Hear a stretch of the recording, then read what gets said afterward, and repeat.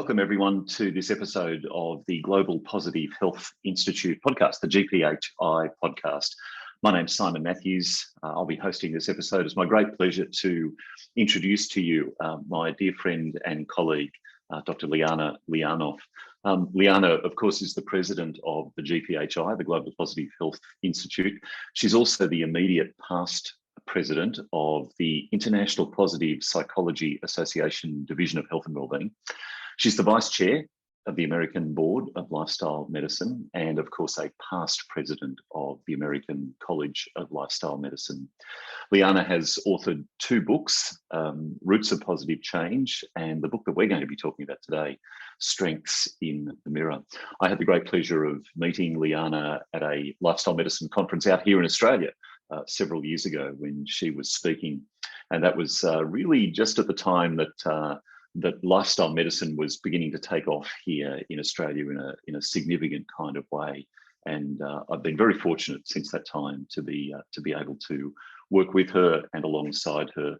And it's a great pleasure now to be able to speak with you, Liana, and to talk about your book, Strengths in the Mirror.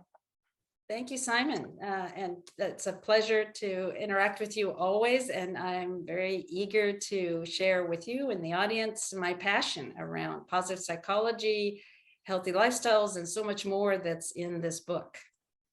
So let's start with the germ. Let's start with the idea that ultimately became Strengths in the Mirror. What was that? Well, you know, the idea came during the beginning of the pandemic, the COVID-19 pandemic. And I was starting to see all that isolation, people scared to go out into the streets, to be neighborly. They didn't know what this was all about, how dangerous it was. So there was that. There were reports that people were starting to get more depressed, more anxious. So all the mental illness was starting to really upkick, as well as substance use. People were kind of stuck at home during the lockdowns and maybe drinking a little too much alcohol, other things. And just the whole world was shifting, and we weren't able to fixate on what the future would be like. We had no idea what would happen. And through that level of uncertainty, we were all experiencing trauma.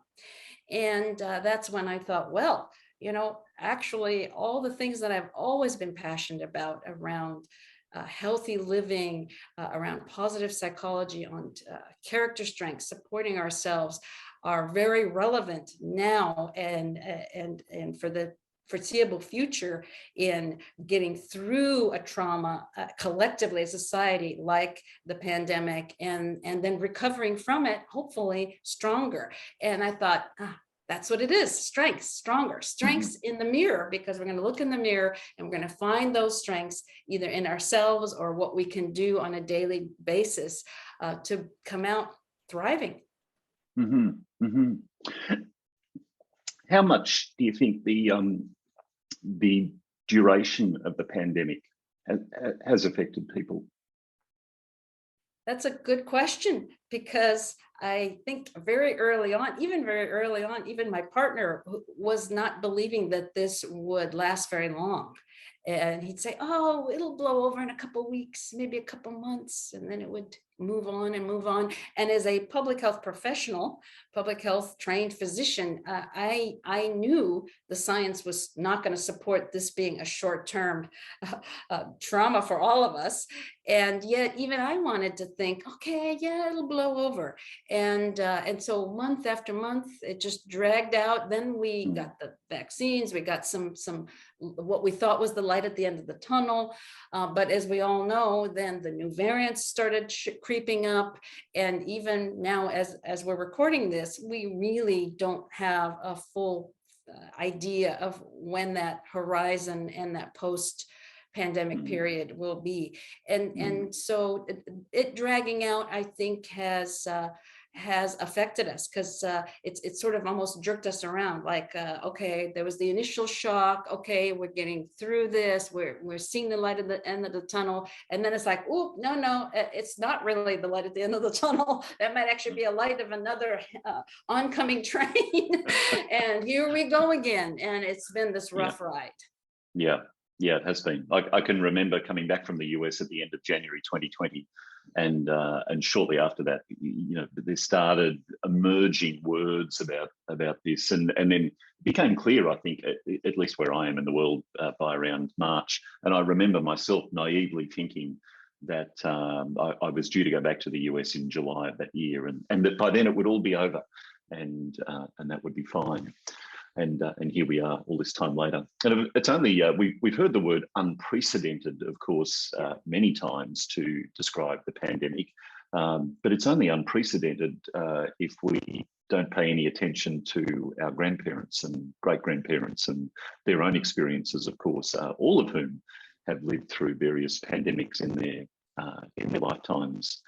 And I wonder about that. I wonder about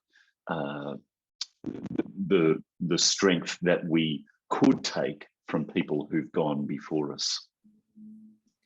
I love that you brought that up, because I do think that what we bring to the fore, that I say, looking back at our personal strengths in positive psychology, we talk about character strengths, but there are really many other kind of strengths that we innately carry.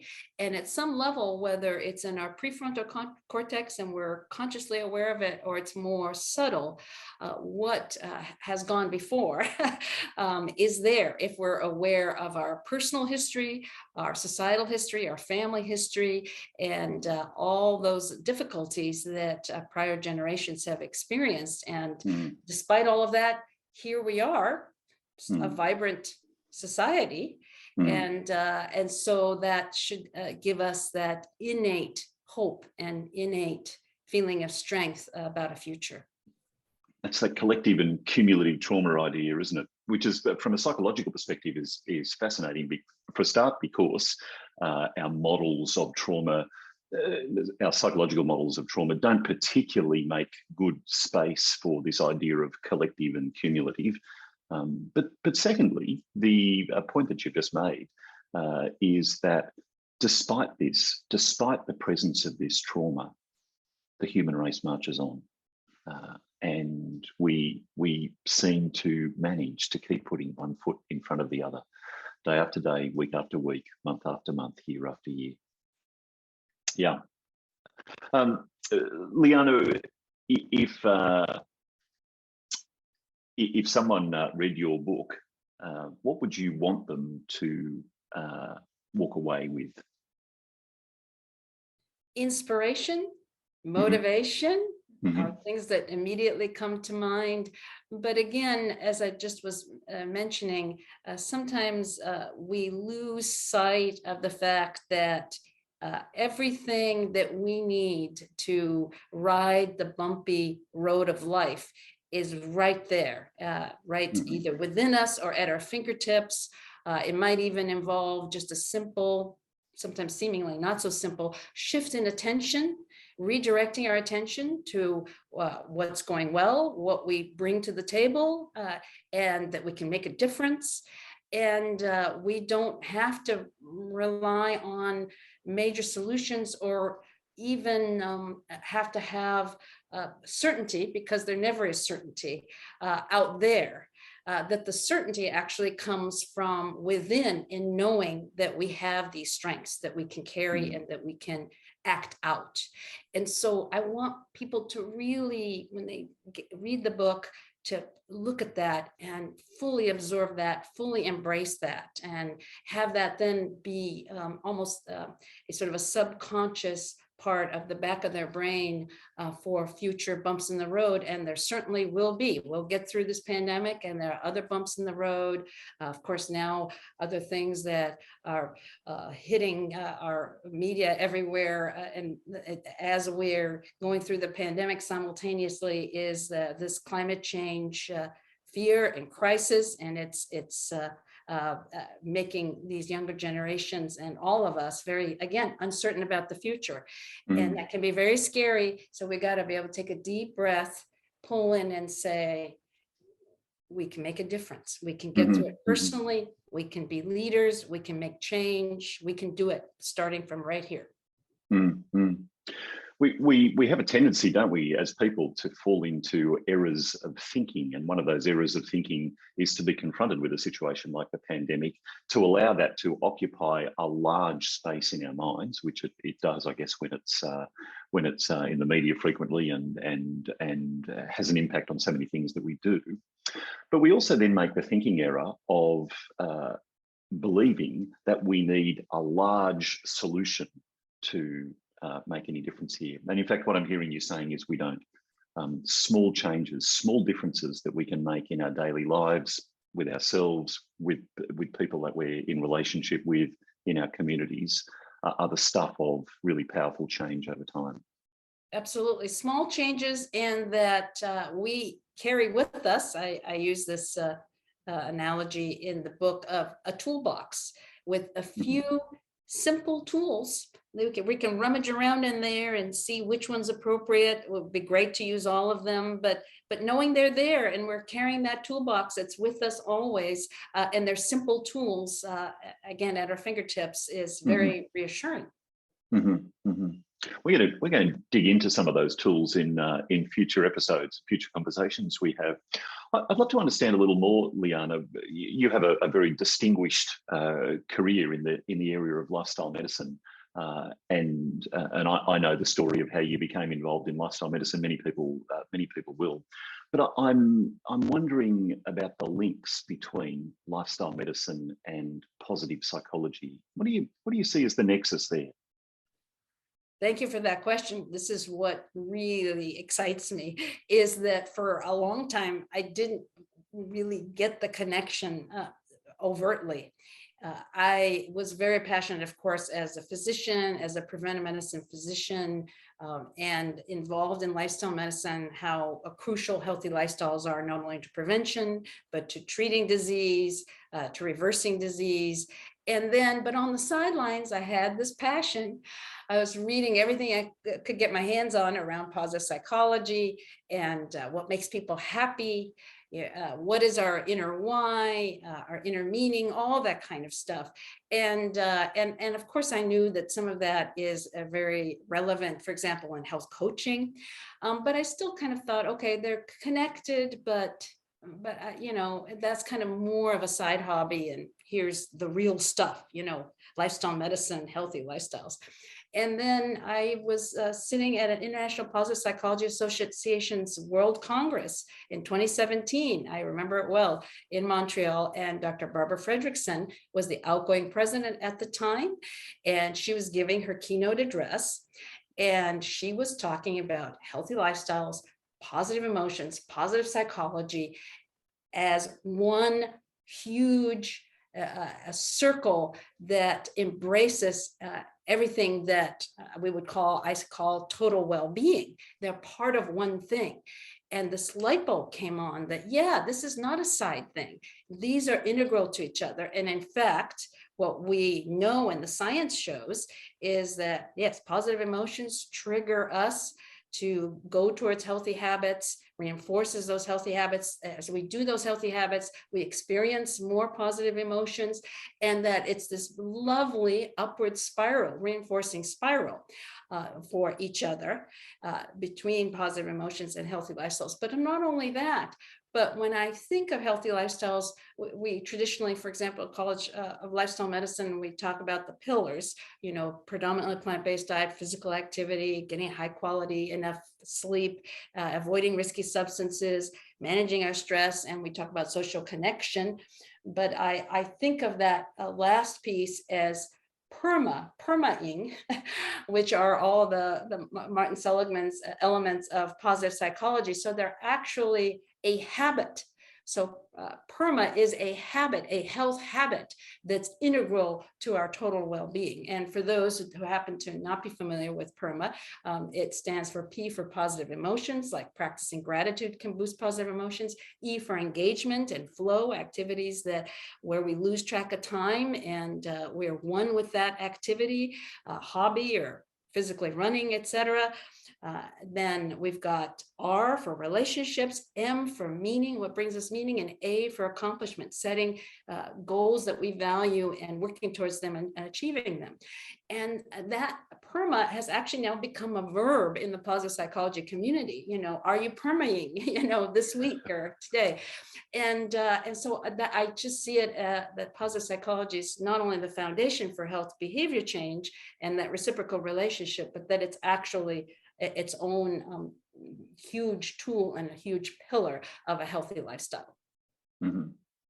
So in many ways, this serves the important role of reuniting elements of our health that we've tended to treat as separate. We tend to talk about our physical health, for example, as distinct from our mental health, and fail to see them as intimately connected with each other. Yeah, absolutely. Yeah. Yeah. Yeah. And so I think that our society is getting it a little bit. Our health profession is getting it a little bit. But there's just so much more we can do. And that's why I wrote this book. It's why I started the Global Positive Health Institute, to really focus on healthcare teams and how they can make the most of the science of positive psychology and this link with it and healthy lifestyles. There's just so much more we can learn and apply in our lives and help our patients do as well. Mm-hmm, mm-hmm. Well, I just heard you, you just made another reference to Global Positive Health Institute, and the phrase positive health just popped out at me. Tell us a little bit about positive health. Well, thank you for asking, because it's one who might be a newbie to that term might associate that with just good health. It sounds like, oh, positive health, it's good health. But it really refers to a very specific term that was coined by Martin Seligman himself, who's considered the father and founder of the field of positive psychology.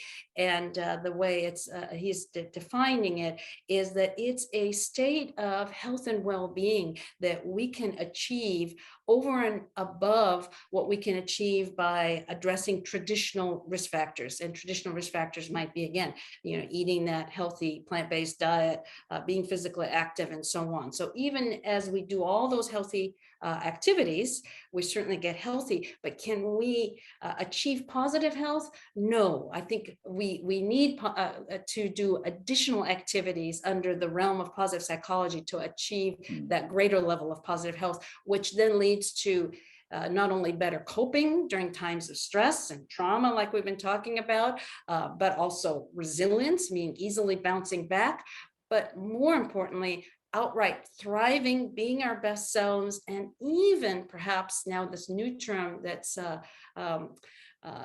was coined by Nassim Taleb, that is anti-fragility.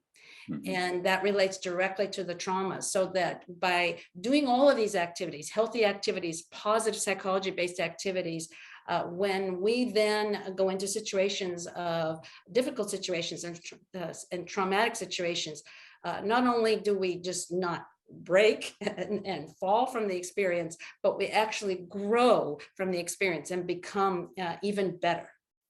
Mm-hmm, mm-hmm.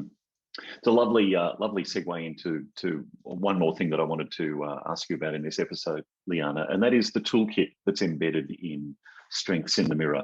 Tell us a little bit about the structure of the toolkit, and I suspect in future episodes we're going to dig into that a little more. Yes, so the Strengths in the Mirror is all about that toolkit and what's in the toolkit.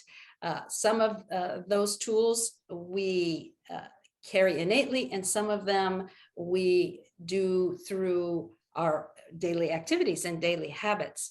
So actually the other way around, I start with those daily habits. And so the first tool is self-care. It's those healthy habits. It is the again, the ones that I just went through that are the pillars of a healthy lifestyle.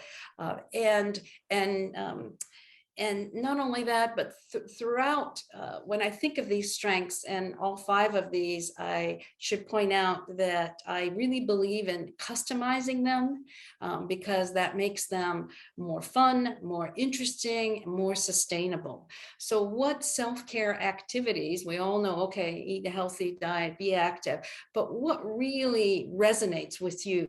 And what have you done in the past that maybe you've sort of forgotten about, maybe need to re-engage, or maybe it's something new that you've never tried in terms of physical activity or a new sets of recipes or different ways to customize it and make self-care your own.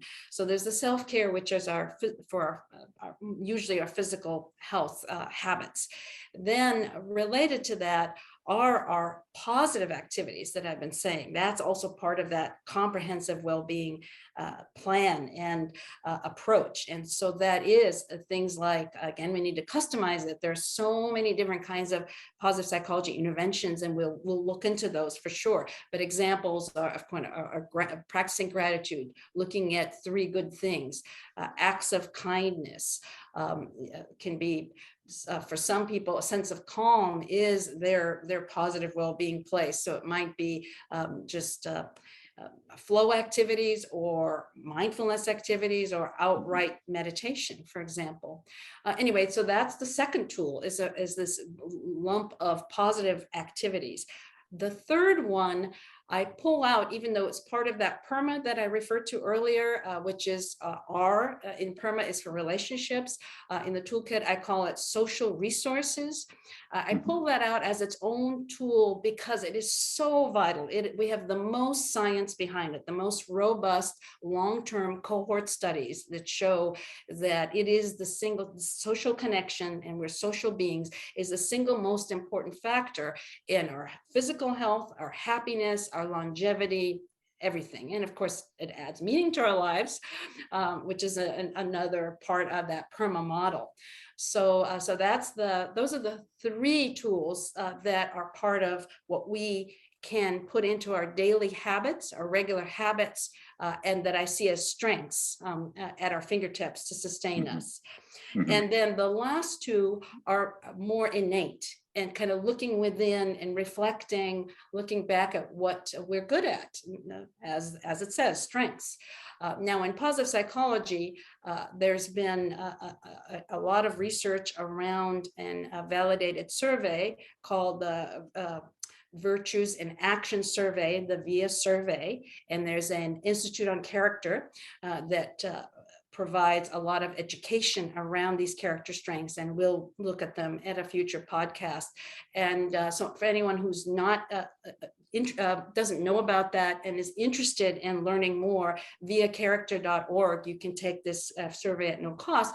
But there are 6 domains and 24 character strengths, and we can see that we all need all of them, and we all probably use all of them at one time or another in our lives. But we have what are called signature strengths, our top character strengths, that if we mindfully apply them, purposefully apply those character strengths in our goals, whether it's personal, professional goals, it really contributes to our overall well-being and success. So that's the 4th tool. And then lastly, the 5th tool I call brain strengths. And that's based on Carl Jung's psychology, famous psychiatrist from Europe, who many people have heard of. He's written a lot about I consider it sort of psychologically dense material, but the popular material that's since been translated that most people may be familiar with are the Myers-Briggs personality types.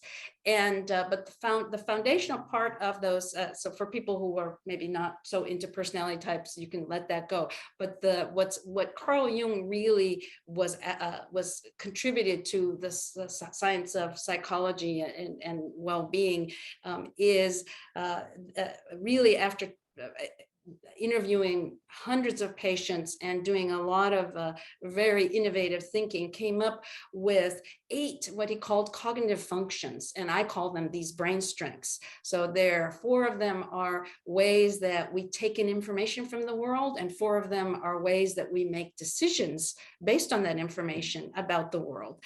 And 2 of these are just come to us naturally. Without much effort. They're very comfortable. And again, these are our strengths that we can purposefully apply in our lives and just be more easily successful personally and professionally. And also just, again, feel good that we have something to contribute regardless of what chaos may be happening around the world, which is kind of brings us back to how we started this conversation, that been in the pandemic, we're experiencing a lot of trauma, we need all kinds of tools at our fingertips, and those are them. Two things, actually 3 things, Liana, I'm taking from what you've just shared. The first one is that the idea that although there are these distinct toolkits, they all connect with each other. And rather than being thought of as separate, we're perhaps best thinking of them as a little like Olympic rings, each interconnected to the set. I love that. Next to it as well, and they influence each other. Yes, they absolutely do. They're little Venn diagrams, all interconnected. Absolutely, and ideally, we need all of them, and need to be actively using them. The second thing I'm taking away is the importance of intentionality here. So we may have all these resources, but it's the mindset that we bring to that, with the determination to actually make use of the resources that we have, that can make a significant difference for us. And the third thing, of course, is that although Strengths in the Mirror is a child born of the pandemic, it has a reach far greater than the pandemic. It's not restricted to, its application is not restricted to a situation like we're in now. It has an everyday applicability in our lives. Yes, because everyday life brings those challenges, small and large. Pandemic, no pandemic, or anything that we think of as sort of monumental happens rarely. And again, we've been very fortunate that for 80 or 90 years, we've had, we haven't had pandemics. We haven't, as we were talking about earlier, our predecessors have experienced some awful times, and we've been lucky to not have those major challenges. But the little challenges are there every day, niggling all of us. And we can really thrive and actually grow even from those little nigglings in our daily life by, again, looking, I love that, again, that those 5 rings, and looking to those 5 rings and making the most of them. Liana, it's been lovely to speak with you. A great pleasure. Thank you so much for this. I'm looking forward to further conversations with you as we dig more into Strengths in the Mirror and understand more about those toolkits in particular, and some ways that we can go about responding to the challenges in our lives. In the meantime, I'm going to head off for the day and do some perma-ing in my own life. I hope you are too, and I'll look forward to speaking with you again. And if you're watching this on a YouTube channel, please subscribe to the channel. You'll be notified of updates, new episodes, and so on. And we look forward to hearing back from you as well. Thanks very much. Bye now. Thank you, everybody. And thank you, Simon, for doing such a great job moderating. We'll see you all again sometime soon.